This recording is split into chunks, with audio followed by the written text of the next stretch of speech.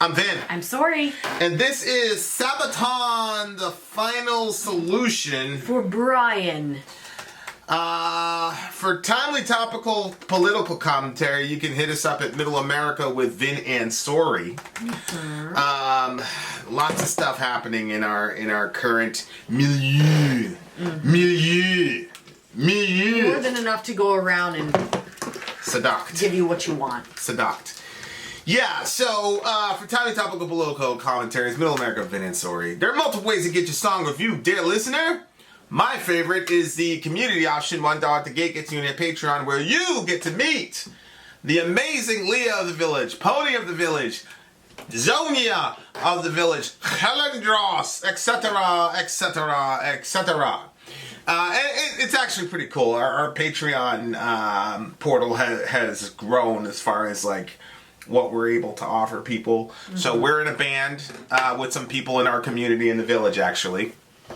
And no, the name of the band is not Village People. It's a super secret band. Village People. The first 40 seconds of our song, the first 40 seconds of our first song is at the $5 tier.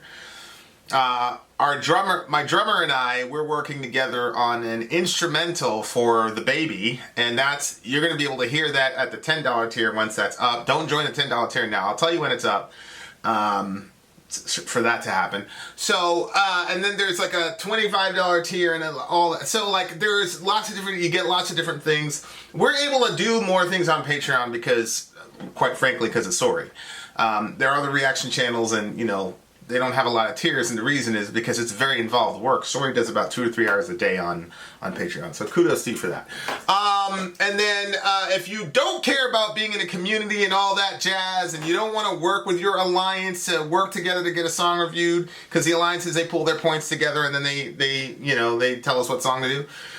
Then you can hop, skip, and jump in front of everybody, straight to the front of the line, and that's how Brian got this song reviewed. $125 at the gate gets you there. If you do that 3 times, you go down to $75 rate, and you get all types of perks and things of that nature. For example, if you are not on Patreon, but you did the $125 thing, and you send me an email and say, hey, I want to hear that song, or I want to hear this, everything, I will send it to you. As soon as I validate it, I'll send it to you. You get everything. So there's lots of perks for doing that too. It's a filthy capitalist option, and just send him a screenshot of your payment on Patreon in the email. Patreon or PayPal or whatever, however you did. Whatever you did. I mean, it would be PayPal. There's a Cash App, whatever it is. Just send me the screen. I mean, if you ask me for it, I don't know. But anyway, send it to me, and I will send you the link for the previews for the new song and for the instrumental I'm doing for Baby Raisin. All right, here we go.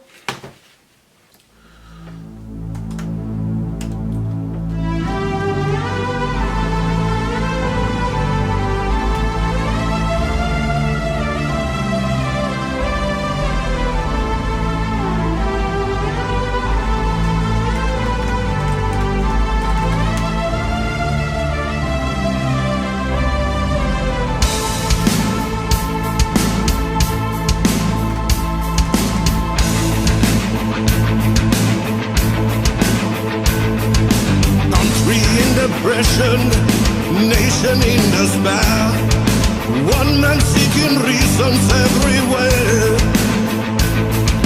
Growing hate and anger, the furious orders were precise. Who was to be blamed and pay the price?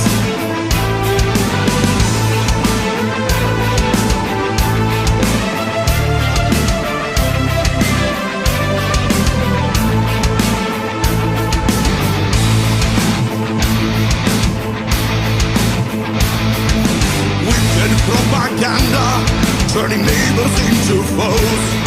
Soldiers of the Third Reich searching homes. And then their former friends are watching as they are round up one by one. Times of persecutions just begun. Ever since it started on this town at 38, when liberty died and truth was denied. Sent away on trains, sent on a one-way trip to hell. Enter the gates, Auschwitz awaits, where freedom burns.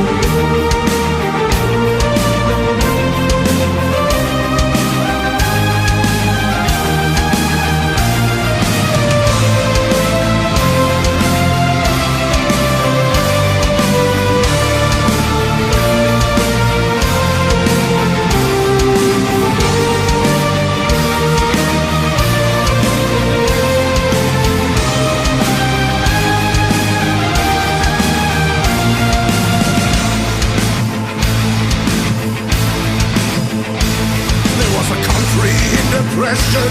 There was a nation in despair. One man finding reasons everywhere. Then there was rising hate and anger. The furious order still applied. Who was to be blamed and sent to die? Ever since it started on Kristallnacht 38, when liberty died and truth was denied, sent away on trains, sent on a one-way trip to hell. Enter the gates, Auschwitz awaits. When freedom burns, the final solution, dreams fade away and all hope turns to dust. When millions burn, the curtain has fallen, lost to the world as they perish in flames. When freedom burns, the final solution, dreams fade away and all hope turns to dust. When millions burn, the curtain has fallen, lost to the world as they perish in flames. Wow. You know what? The way that they did that musically and vocally, it was very, I don't know, like, I guess you could say it kind of like, I don't know how to explain it, like brought honor to the people and stuff. Like, I felt like the way that it sounded, like it kind of had like this rising feeling to it, and brought honor to this terrible situation. And I think that it's important that, you know, when there is something horrible in our past, that we don't quickly let it be forgotten. Especially when it said wicked propaganda turning neighbors into foes. Because we have that now, you know what I mean? Like... Yeah, on 50. Yeah.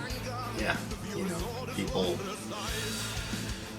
The irony is, you know, Trump was really one of the first ones to call attention to the whole fake news thing. And he's obviously been... You know, it depends on what you perceive the news to be. I don't think people have caught up psychologically to the fact that there's no difference between CNN saying something with authority and you posting a meme that's been cycled 427 times and viewed by 400,000 people. Yeah. Right. You know, I keep seeing this meme, Right. you know, we were talking about it last night where people were saying, oh, just as many people died of the flu as COVID. It's not true. Like 38,000 people died of the flu the last flu season in an entire calendar year. It's been And we've 9 had, what, months and we've had 150? 155,000 people dead. Yeah. But I'm not even talking about it's just the culture we're in now is even more ripe for a situation like this to happen because people are just saying, and it'd be one thing like if CNN said something like demonstrably false like that, like on something that heavy, there are repercussions. Like Dan Rather faced repercussions, Yeah. Brian Williams faced repercussions. Yeah. But there's no repercussions. You posted stuff on and you know, it's happened to us on the Middle America site where Facebook goes and tries to edit what we say and oh, this is fake, or the Kamala Harris thing, it was like, oh, this was a year ago. Oh? So on the one hand, it's like they clearly have a leaning, but on the other hand, I could imagine being Zuckerberg and waking up and going, holy shit, I've created this forum that's like literally connected billions of people and all manner of miscommunication can be sent out. Again, just the most recent one being the silly, you know, just as many people died of the flu. No, like 4 times as many people have died from COVID than the flu in a much shorter period of time. It's not like the flu.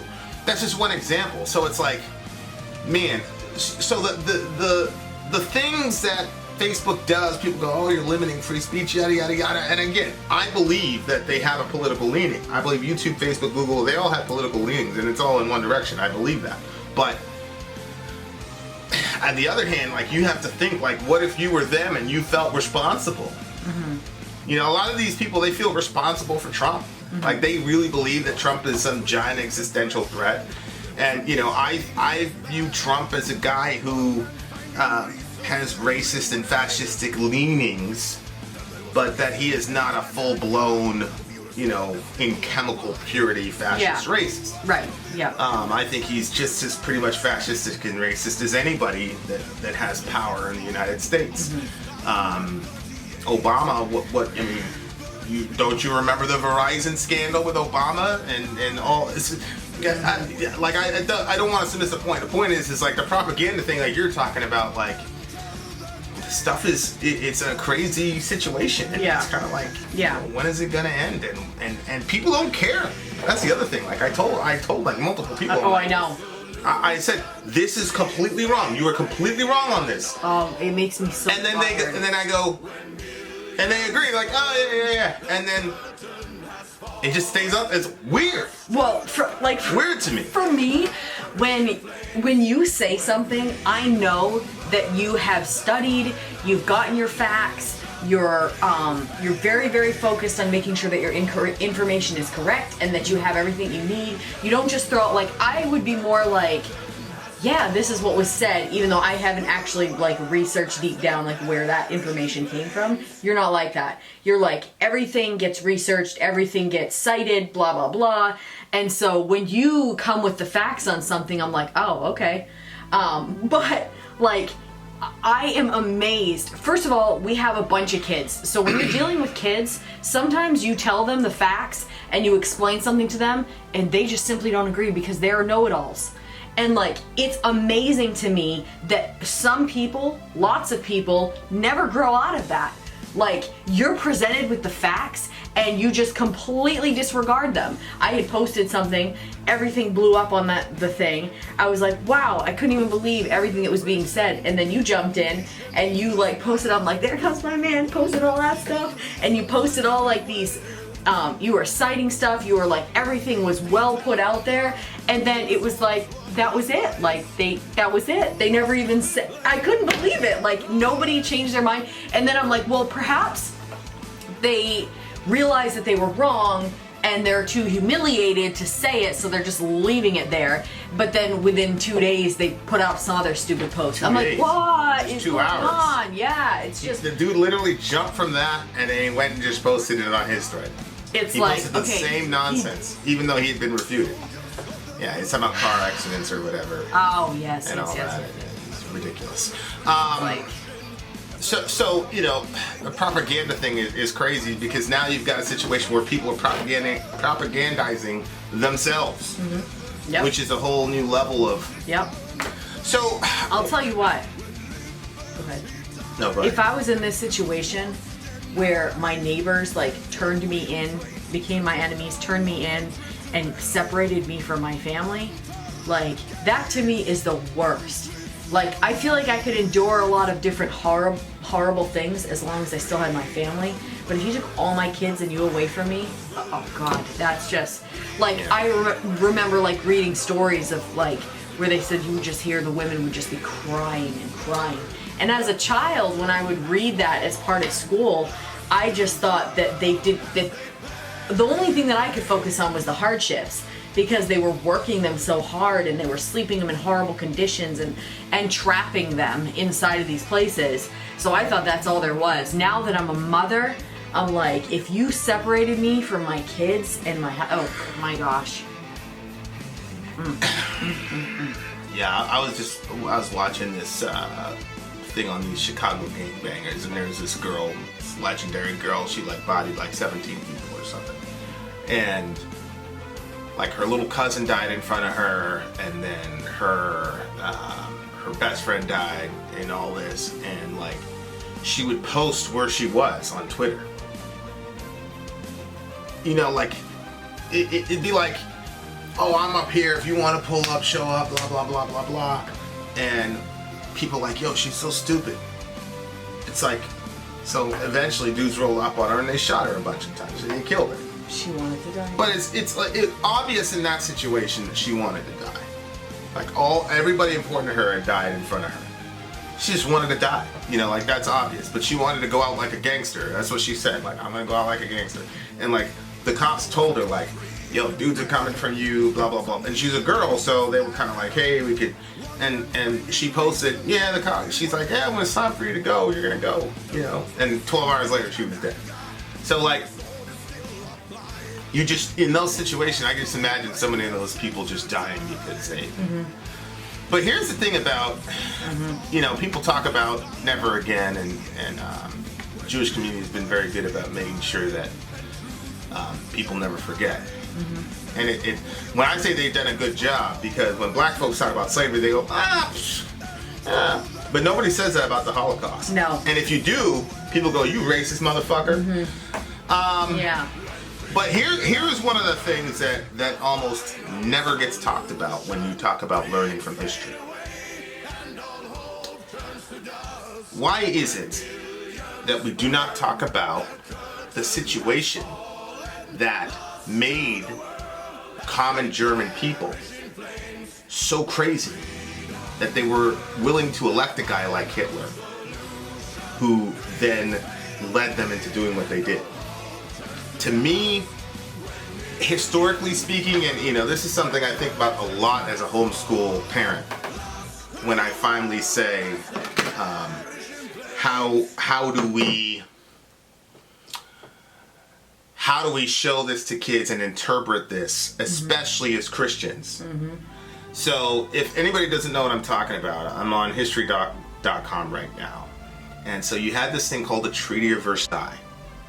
And the Treaty of Versailles was basically at the close of World War I. You had these 14, you know, etc. But You had these 14 what? they're the 14 points of agreement, like no treaties behind closed doors, reducing arms, etc., etc., etc. And then you had the Paris Peace Conference. Okay. And it goes into a lot of stuff, but basically in 1919, France and its Prime Minister Georges Clemenceau, I never was able to pronounce that right, had not forgotten the humiliating loss and intended to avenge it in the new peace agreement. So the Germans kicked the crap out of the French. And they basically were going to use this treaty, because the World War I was over, the Germans were on the losing side. They pretty much, the League of Nations was completely allied against them, and there was no... Okay, so here's what happens. Okay, watch this. In the end, the European allies imposed harsh peace terms on Germany, forcing the nation to surrender around 10% of its territory and all of its overseas possessions. It called for the demilitarization and the occupation of the Rhineland, limited Germany's army and navy, forbade it to have an air force, and required it to conduct war crimes trials against Kaiser Wilhelm II and other leaders for their aggression. Most importantly, Article 231 of the treaty, better known as the War Guilt Clause, forced Germany to accept full responsibility for starting World War I and pay enormous reparations for Allied losses. So Germany had to get in front of the world stage and say the entire World War I was our fault. There were no other contingencies that caused the war. It was just completely Germany's fault. And they got left holding the bag. Germans were furious about the treaty, seeing it as a diktat, or a dictated peace. They bitterly resented the sole blame of war being placed at their feet. The nation's burden of reparations eventually topped 132 billion gold Reichsmarks, which is the equivalent to some $33 billion. A sum so great that no one expected Germany to be able to pay it in full. That was $33 billion back then? Right. Wow. Right. In fact, economists like John Maynard Keynes predicted the European economy would collapse if it did. In the years following the Treaty of Versailles, and you know, they talked about how the U.S. Refused to join, and there are other people that were not Germans that were protesting and saying, you're going to destroy these people. You're going to completely ruin them. And of course, with the onset of the Great Depression after 1929, economic unrest destabilized the already vulnerable Weimar government, setting the stage for Nazi leader Adolf Hitler's, whatever. In the following years, the Treaty of Versailles, many ordinary Germans believed that they had been betrayed by the November criminals, those leaders who signed the treaty and formed the post-war government. Radical right-wing political forces, especially the National Socialist Worker Party, those are the Nazis, etc., etc., etc. So, they were basically emasculated because their military was basically chopped in half. You can't have an air force. They were, blamed on the world stage for World War I, which is ridiculous. They had sole responsibility for World War I. And then they had to pay reparations, so all of Europe completely destroyed their economy. And then on top of that, everybody felt the effects of the Great Depression. And we want to put this all on those German people in that era were just particularly horrible human beings. When this was a vindictive, we're gonna get you overkill of these people. Yeah. And it's only a few people that make decisions in a country as far as war goes. And yes, the common people, you should listen to Hardcore History, where they just talk about the people just getting mowed down. These people in World War I, these kids in Germany just getting mowed down. So it's like the thing. You're always like, yo, what were the underlying causes? Like, I understand that these people were horrific monsters, and Mengele and all these people in Germany. Yeah. They were absolutely horrific monsters. But I feel like we're actually in danger of repeating this stuff if the overarching community doesn't take responsibility for making the conditions right for a guy like Hitler to do something like that. Now, keep in mind, he was a World War I veteran. Yeah. And he saw all of his friends get killed. The famous story, he went to the bathroom, he came back, everybody died, mortar attack. Yeah.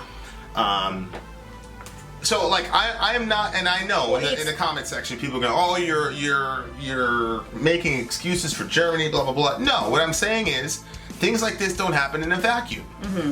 And people try to pretend that. I became obsessed with this stuff when I was a kid because I just couldn't wrap my mind around what I was hearing and what I was seeing and the numbers and all this. And that was always my thing. What happened? How did this? And it was always, well, Hitler is the forerunner to the Antichrist, and he was just able to captivate people, and they were under his spell. No, that's not what happened. What happened was, you had an entire country that was completely decimated. They were, they were destroyed in pretty much any way. It's radicalizing. Well, we as the global community created the context for something like that to germinate. That didn't just rise up out of nowhere. It's the same thing with the Communist Manifesto and what happened with the gulags, which of course I've gone on record. I thought they were horrible, terrible people that did that. But you can't act like there wasn't a reason that all those people were so angry and so willing to do that. And I just think we do a disservice when the term Nazi is used as some separate type of evil that's not native to human nature. Just these people were just particularly bad people.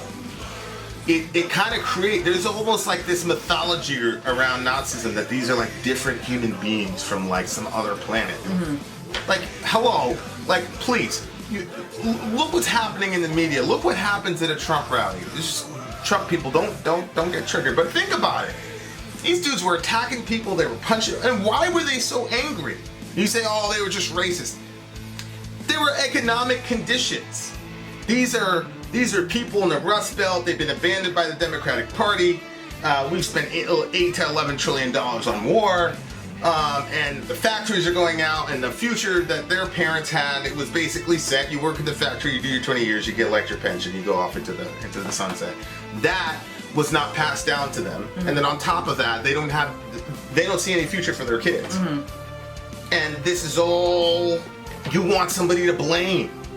And Trump was able to kind of whittle it down. These are the real, and then all that rage spills out. So it's if you don't look at the conditions and the zeitgeist and the seats and Leben of what was happening that precipitated that, we're absolutely going to repeat it. But why did they want Hitler? What did they think that they could do he could do for them? Because Hitler was the guy, I think the knife in the back, actually the stab in the back was I read somewhere it was invented by Hitler or whatever.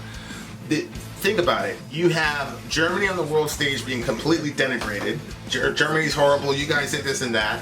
And on top of that, your military is emasculated. And then on top of that, you have to pay all these reparations, and now like you're dead broke and there's no future for you, and there's a seething anger. And then all your leaders are kind of like, well, we're sorry. Everywhere you go, you see your leaders, Obama with the apology tour. Now multiply that resentment toward Obama times 50. And now you get a guy like Hitler saying, hey, I was a veteran in World War I, and whatever, we fought valiantly, we fought bravely, Deutschland, da-da-da-da-da. and people are going to be like, okay, finally somebody's saying what we're saying, because the regular German people were like completely, because think about this, if you lose a world war, that means you have lost thousands and thousands of kids. Because those are the ones that are usually going to fight and die. So you're a country that's lost thousands and thousands of kids. I don't know what the German casualty total in World War I was. Whenever I see like a movie or anything where I see the death of a soldier or something, I always think like they were a little boy and they have a mom and now that Orion is like 1.5, and I look at him, I think about it all the time. Like I said it this morning, like I can't believe they just send off poor children to fight wars that don't even need to be had. How many died? I mean, these numbers are insane. 1,773,700 German war dead.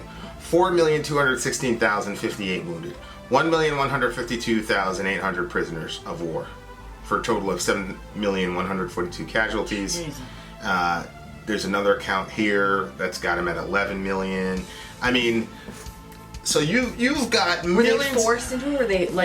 Were they? Well, no. I mean, you fight for your country. If you join the military, you're gonna do that. And then if it's a world war, then 18, 19-year-old kids are gonna sign up. It's gonna happen. So I'm not saying they're forced into it, but just think of the situation in life for these people. You've lost 1 million people. There's another 1 million people who are POWs that are still not home. There's all these wounded. You got 4 million wounded people. Some of them are completely incapacitated. You're going to need social networks to take care of that. Sorry, we've got $33 billion to pay off in freaking 1918, like what? What do you mean? It could have been anybody that would come out and say, hey, Germany is awesome. And then, of course, how do you think German supremacy and Aryanism, how do you think something like that took off? I'll tell you why. When the entire world says you're horrible, when the entire world blames you for this catastrophic war and spits on your flag and whatever, and you can't even have a military like all the other nations are running, like, look, man, it's the same thing in the hood. You go 1D with somebody, that's what we used to call it. You go 1D, you fight the guy, okay, that's it. And then, like you shake hands, blah, blah, blah. But what's happening in Chicago? This is what we talked about, right? Where these rappers will kill another rapper, and they'll go and retaliate. And then what they do is they'll put a Facebook post, a Twitter post, they'll write an entire rap song dissing that person's dead homie. Well, what do you think's gonna happen? People ain't gonna take that shit. People ain't gonna. Yeah. So it's like. Yeah. It's like this, the Sermon on the Mount where you talk about turning the other cheek and not, it's interesting because when I talk to Christians about pacifism, they say, they get really crazy. Oh, They're like, if somebody slaps you on the right cheek and it's a right-handed society, that means somebody backhanded you. Yeah, it was an insult, actually. It doesn't mean you're supposed to literally let... Yeah, I know. It doesn't mean you're supposed to literally turn it. It just means bear an insult. And what I was saying was, both are true. They're not mutually exclusive. You can hit somebody, and that would also be a physical, whatever. And so, like, the entirety of Europe, essentially, especially France, had this vindictive, horrible sort of, because of. I never forgot the Prussia situation, and they made it their goal to humiliate Germany on the world stage. Congratulations, you did. And then that's why the Germans were so horrible to the French. And we had to jump in there. We had to jump in there later and do work on behalf of the French.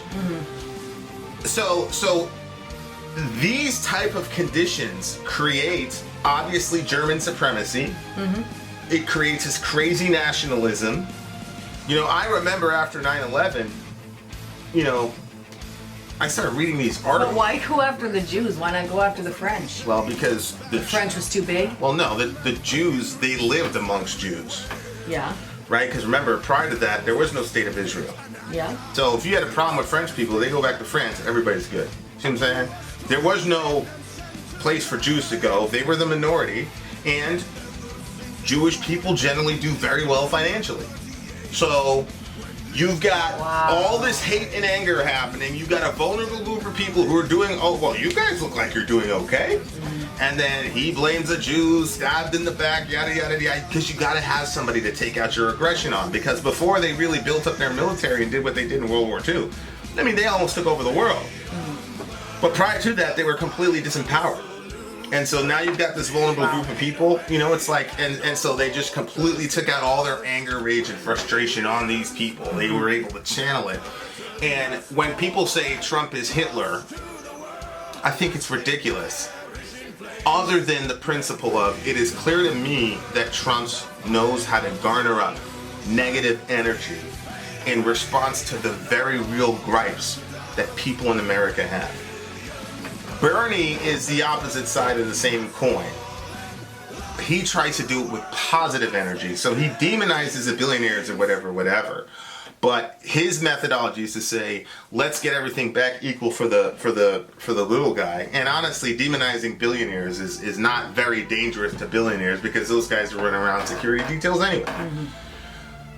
But Trump uses the collective zeitgeist and the collective angst that is just... See, here's the thing that people don't realize. It was justifiable angst, but it was an unjustifiable solution to the angst. And that is how you... So it's like, I know I'm going to get misinterpreted in the comment section, but to me, what's important to me is like not repeating something like this. Yeah. And like learning those lessons. And obviously at the end of World War II, we obviously learned those lessons, and we didn't do a Versailles Part 2. But you know, you do that to the people with the human spirit, and that shit is gonna happen.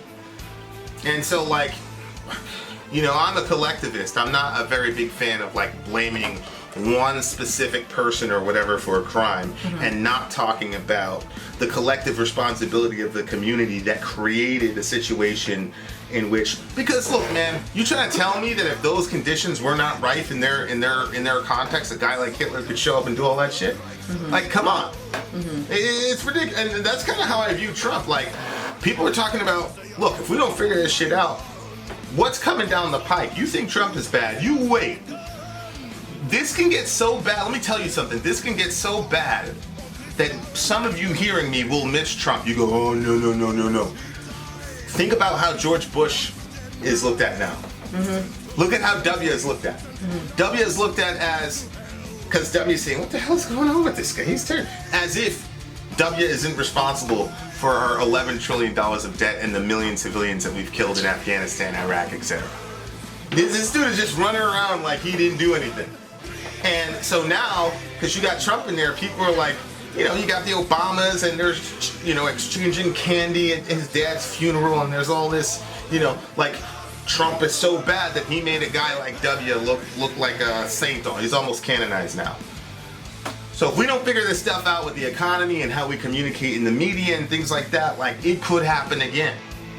And, you know, believe what you want about human beings and the milk of human kindness, but everybody sees that one, everybody's doing the CKL thing, and there's that one guy doing this, and go ahead and convince yourself that you'd be that one guy.